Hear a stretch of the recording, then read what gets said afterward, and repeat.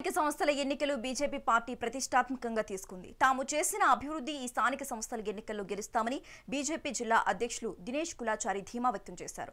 అలాగే హైకోర్టు తీర్పును గౌరవిస్తామని అన్నారు. జడ్పీ పీఠాన్ని కైవసం చేసుకుంటామని, సర్వేలు కూడా జరిపించామని తెలిపారు. ఇతర పార్టీల నుంచి చేరికలు ఉంటాయని అంటున్న బీజేపీ జిల్లా అధ్యక్షులు దినేష్ కులాచారితో మా నిజామాబాద్ ప్రతినిధి Anand Paul face to face.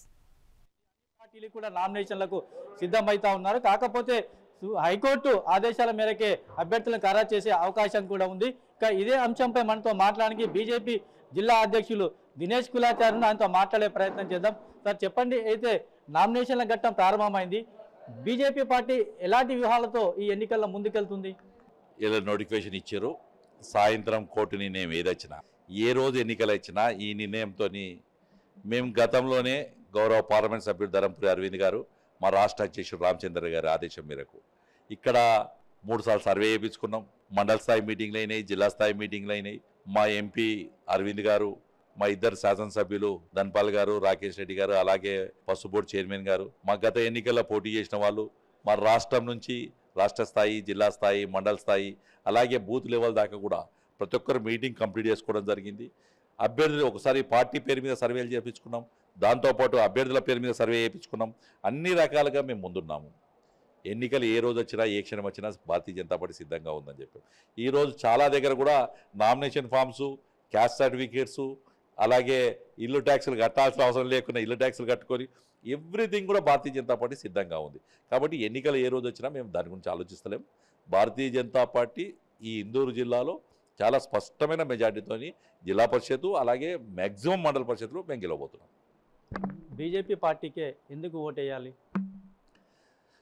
చాలా మంచి క్వశ్చన్ అడిగారు.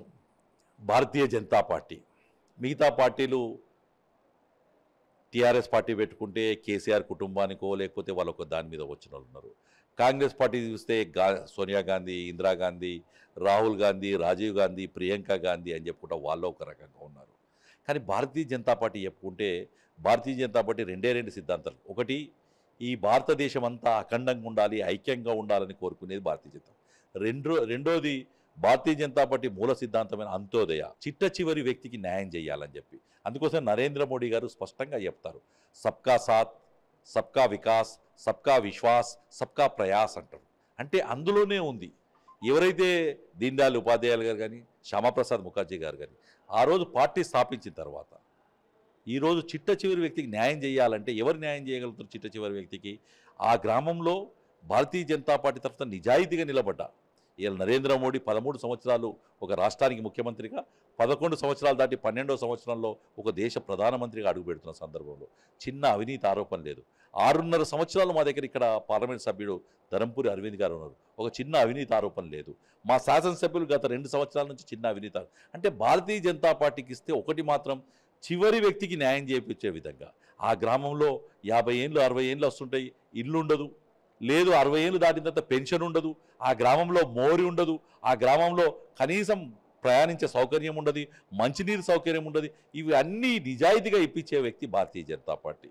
ఇంకోటి ఏంటంటే ఈరోజు గ్రామీణ వ్యవస్థలో ఏ పని జరిగినా, ఇవాళ ఇంట్లో వెలిగించే సిలిండర్ బీజేపీ ఇస్తుంది, ఇంట్లో ఉడికే బియ్యం బీజేపీ ఇస్తుంది, ఇంట్లో వెలిగే ఆ లైటు, తెల్ల లైట్ ఏదైతుందో ఆ లైటు బీజేపీ ఇస్తుంది, ఇంటి ముందుండే బాత్రూము భారతీయ జనతా పార్టీ కేంద్ర ప్రభుత్వం ఇస్తుంది, ఇంటి ముందుండే మోరీ భారతీయ జనతా పార్టీ కేంద్ర ప్రభుత్వం ఇస్తుంది, ఇంటి ముందుండే cement road Bharatiya Janata party కేంద్ర ప్రభుత్వం ఇస్తుంది, అలాగే ఆ వీధి లైటు కేంద్ర ప్రభుత్వం ఇస్తుంది, అలాగే ఆ వీధి కుళాయి కేంద్ర ప్రభుత్వం ఇస్తుంది.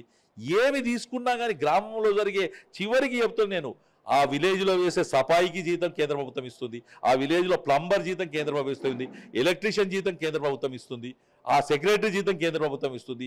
గ్రామీణ వ్యవస్థ, ఈ గ్రామ పంచాయతీల వ్యవస్థ నడుస్తుంది అంటే కేంద్రం నిధులతో తప్ప వేరే నిధులతో నడుస్తుంది. కాబట్టి కేంద్రంలో భారతీయ జనతా పార్టీ ఉన్నప్పుడు ఇవాళ వారికి ఓటేయాల్సిన అవసరం ఉంది.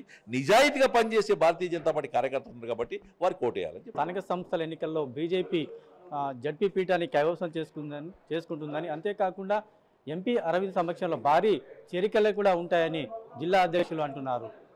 కెమెరామెన్ రవీందర్తో ఆనంద్ పాల్, మెగా 9, నిజామాబాద్.